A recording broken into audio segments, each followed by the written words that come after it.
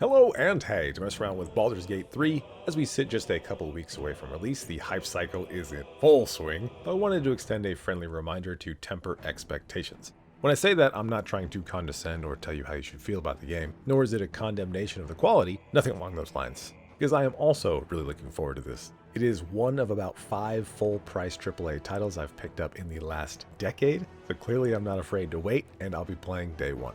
But there have been a number of games in recent memory where, because they garnered so much attention in the lead up to their release, expectations bloomed to impossible heights, or, in the drum up, players have been disappointed for other reasons, like not really knowing what they're getting into gameplay-wise with a more niche genre. Baldur's Gate is a special exception in that it's nearly 3 years of early access to prove its quality, so when I say temper expectations, I merely mean the grandiose claims of game of the millennia, etc. I suggest just let things be great. Go in, look forward to them, get excited for them. But above all else, allow yourself to enjoy it for what it is. If it blows you away or is the best game you've ever played, all the better. Just don't rob yourself of that. I don't know, I'm not your dad. I also have some random thoughts that are tangentially related and I wouldn't otherwise make a video about, but well, I got you on the horn.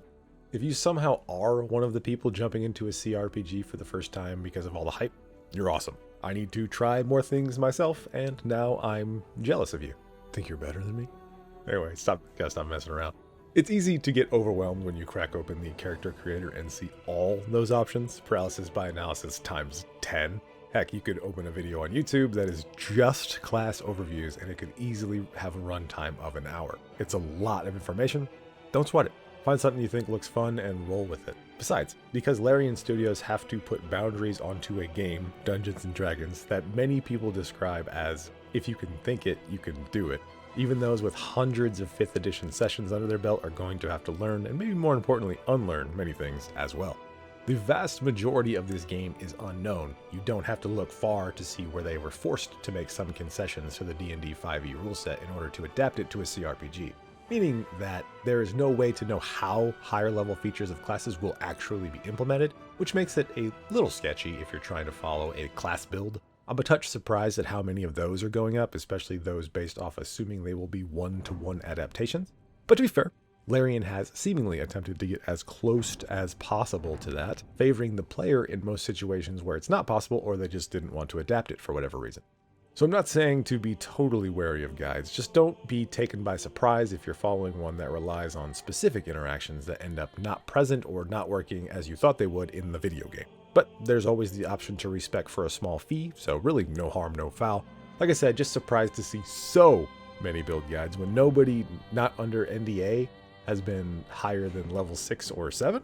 Fair play though. People are excited and pointing them in a direction to consider is completely fine. Just wish they would frame it as a probable speculation.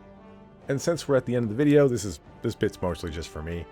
But low level combat kind of sucks. It's always a problem I've had with D&D, at least 5e. Luckily in Baldur's Gate 3, you don't spend much time below character level 3. And once you get to level 5, it feels like you're playing a complete character with interesting options. Some classes get that feeling a little earlier, you just gotta qualify everything.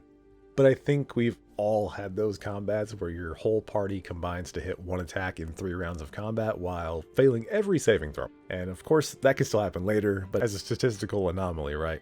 As opposed to just Tuesday. Relevance of that being, if you slog through a fight of attrition where a bunch of basic attacks are floating around for several rounds, don't be put off. It happens more than it should, but once you get to those interesting options, and you'll get to them in Act 1, totally different experience that should grow magnificently into Act 2 and beyond. Anyway, I would just ramble from here, so appreciate you kicking it with me. Not my normal style, but I will be doing more Baldur's Gate content to be sure. Hopefully we catch you in the next one. As always, thanks for watching. Thanks for listening. Be safe, guys.